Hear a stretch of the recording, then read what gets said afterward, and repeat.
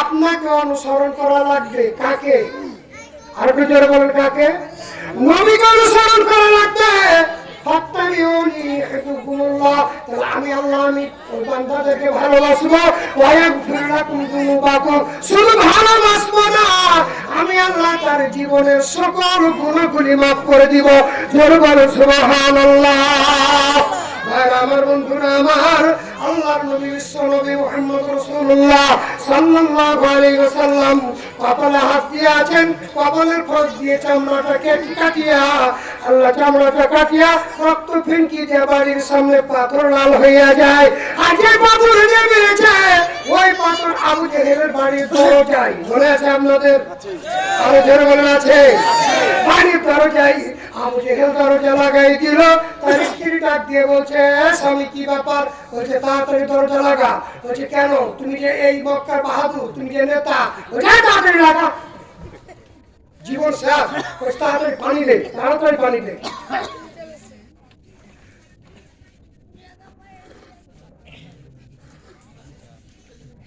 তাড়াতাড়ি পানি দে। এক গ্লাস পানি পান করার পর আবু জেহেলের কপাল ঘেমে গেছে।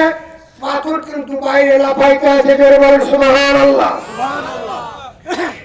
একবার আবু জেহেলের বাড়ির সামনে পাথর যখন লাফাই, আচ্ছা বলেন তো দেখি, আর পাথর যখন আবু জেহেলের বেরিয়ে আই, দরজা খুল, তোকে না মারা পর্যন্ত, আমি নবীর পক্ষ থেকে প্রতিশোধ না নেওয়া পর্যন্ত আমি পাথরের লাফানি বন্ধ হবে না। আচ্ছা এ শব্দ কি মানুষ শুনতে পায় কি পায় না? আর জোরে বলেন, পাই কি পাই না?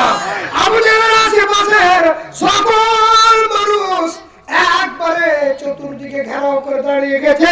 আর পাথর থেকে যখন বেরিয়ে আসছে, আবু জেহেল রে তাড়াতাড়ি বেরিয়ে আয়, তোকে না মারা পর্যন্ত আমি পাথর থামবো না। এভাবে সবাই দেখতে আছে। ওখানে কোন মুসলমানের সংখ্যা নাই, সবই প্রায় কাফের মুশরিক। কিন্তু সবাই আশ্চর্য হয়ে গেল, কি ব্যাপারে পাথর কেন বলে যে নবী নবী? পাথর কেন বলে রে? কোন নবীকে মেরেছে আবু জেহেল? আজকে সেই নবীর পক্ষ থেকে পাথর কথা বলে। আমরা মক্কার মানুষ, আজকে পাথর এখানে লাফাইতে থাক, তোমরা সকলে চলো।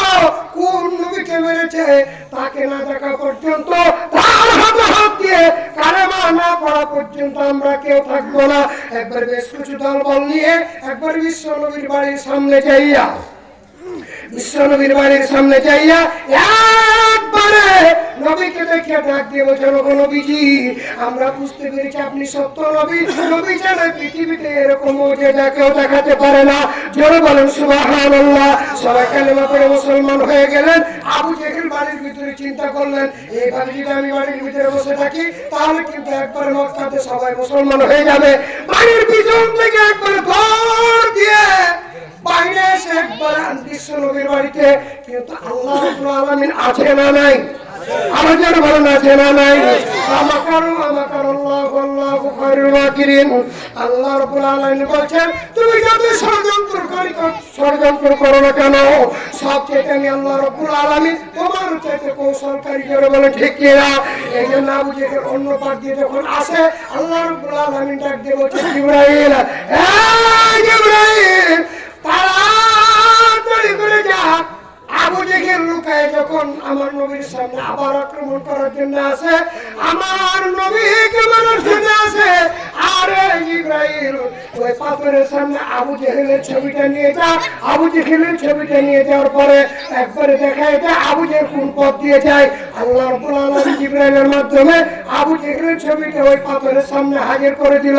আর একবার পাথর দৌড়াইতে দৌড়াইতে দৌড়াইতে একবার আবু জেহেলের পিছনে যাইয়া যেই জায়গায় বিশ্ব নবীর কপালে আবু জেহেল মেরেছিল, আবু জেহেলের একবারে ডান পাশে কপালে পাথর একটা আঘাত করার পরে চামড়া কেটে রক্ত যতক্ষণ না পড়েছে পাথরের লাফানি বন্ধ হয় নাই।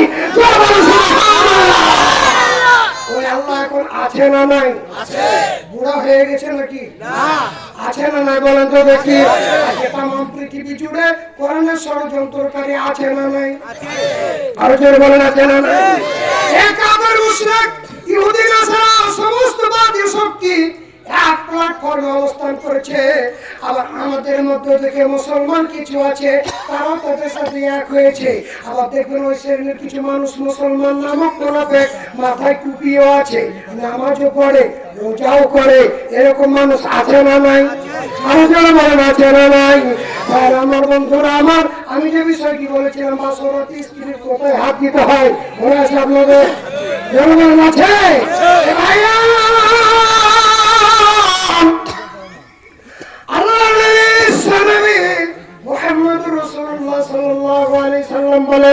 আমি শুরুতে বলেছি বিবাহ বন্ধনে আবদ্ধ হওয়ার পরে কিন্তু আমরা মুসলমান জাতি, মুসলমান জাতি কিন্তু এখন আমরা বৈধভাবে বিবাহ বন্ধন করি না। আল্লাহ রাসূল বলেছেন যখন বিবাহ করতে যাবে তখন কিন্তু তোমাদের থাকবে কি? অজু। জোরে বলেন কি থাকবে? অজু। আচ্ছা বলে তো বিয়ে করার সময় আমরা বিয়ে করতে যে আমাদেরকে অজু ছিল? জোরে বলে ছিল? অজু ছিল না।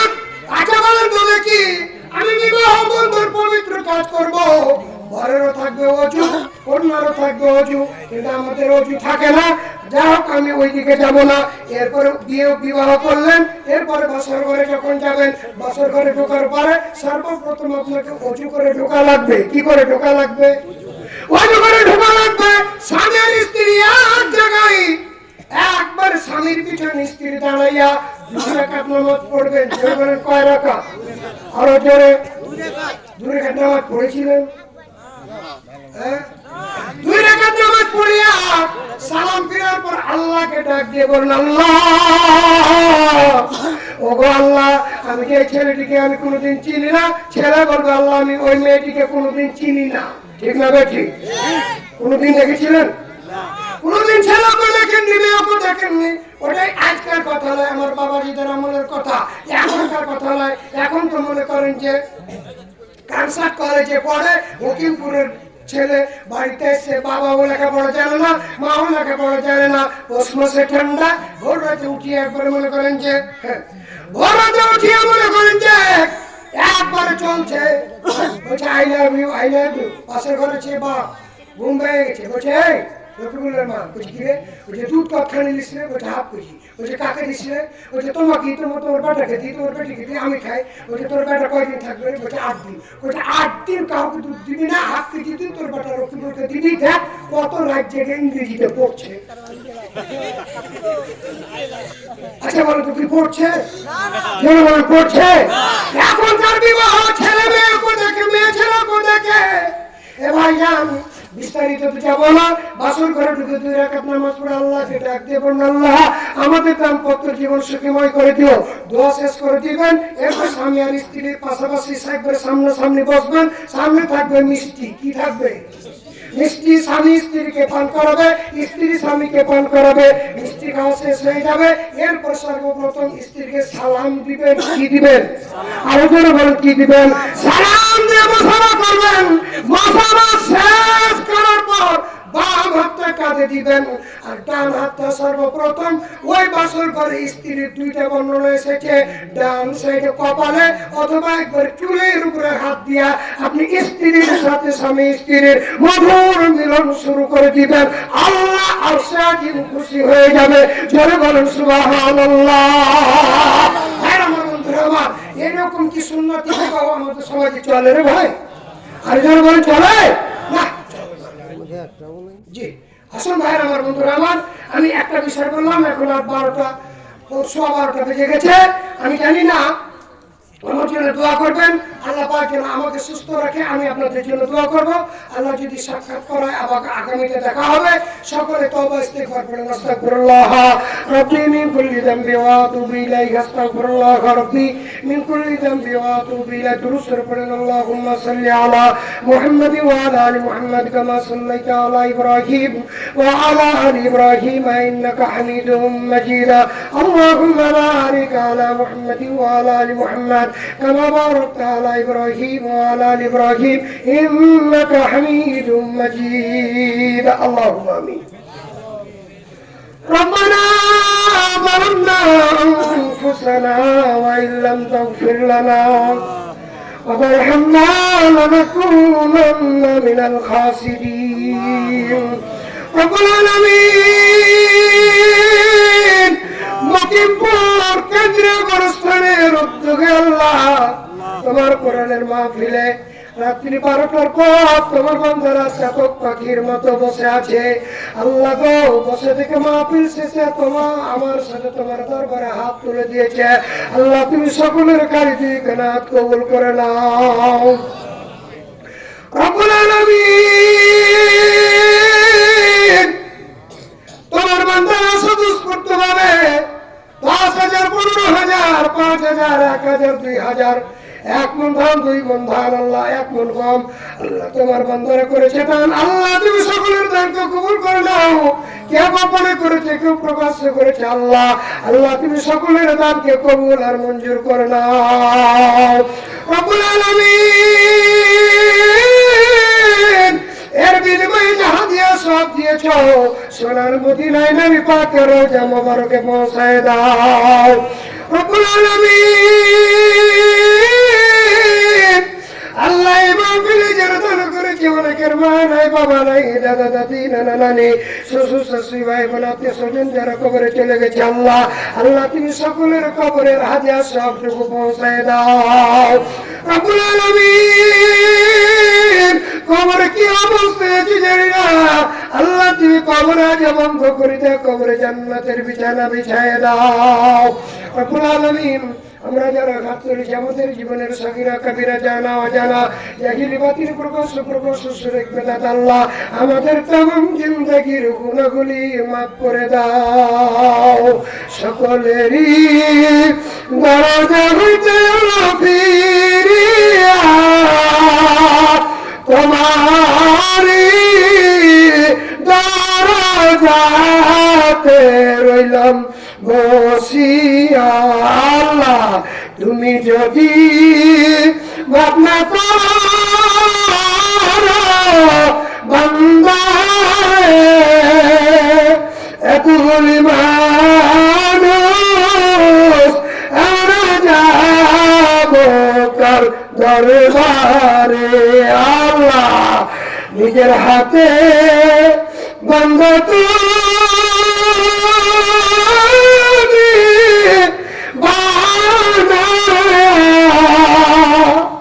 কেমন করে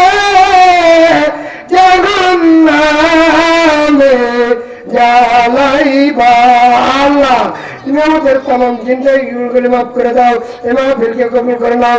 এ গোরস্থানে যা যা দরকার আল্লাহ তোমার রহমতের বরকতে দরজা খুলে দিয়া আল্লাহ এ গোরস্থানের আল্লাহ তুমি আশা পূরণ করে দিও। রব্বুল আলামিন মকিমপুরের মানুষকে আল্লাহ তুমি কবুল করে নিও। যারা অসুস্থ আছে শিফায়ে কামিলা দান করে দিও। রব্বুল আলামিন যারা জীবিত আছে হায়াতে তয়্যিবা দান করে দিও। রব্বুল আলামিন যারা পরীক্ষার্থী আল্লাহ তাদের মেধা শক্তি আল্লাহ বাড়াই দিও। সুন্দরভাবে সঠিকভাবে আল্লাহ তুমি পরীক্ষা দেওয়ার তৌফিক দান করে দিও। রব্বুল আলামিন এই মা বোন যারা মাহফিলে এসেছে আল্লাহ সকলকে আল্লাহ তুমি কবুল আর মঞ্জুর করে নিও। আল্লাহ এই মা বোনদেরকে খাদিজা আয়েশার মতো কবুল করে নিও। আল্লাহ এলাকার মানুষের উপরে আল্লাহ তোমার রহমতের বরকতে দরজা খুলে দিয়া আল্লাহ তুমি রহমত বর্ষণ করিও। আল্লাহ আসমানি ওয়ালা জমিনি ওয়ালা থেকে হেফাজত করিও। রব্বুল আলামিন তোমার কাছে তার কষ্ট জানাই তোমার এই ছোট্ট গোলাম আল্লাহ দুনিয়াতে যতদিন বেঁচে থাকবে ইমানের সাথে বেঁচে থাকার তৌফিক দান করে দিও। আল্লাহ জাতির সামনে তোমার কোরআন হাদিসের সঠিক কথাগুলি বলবার তৌফিক দান করে দাও। سبحان ربك رب العزة عما يصفون وسلام على المرسلين الحمد لله رب العالمين آمين.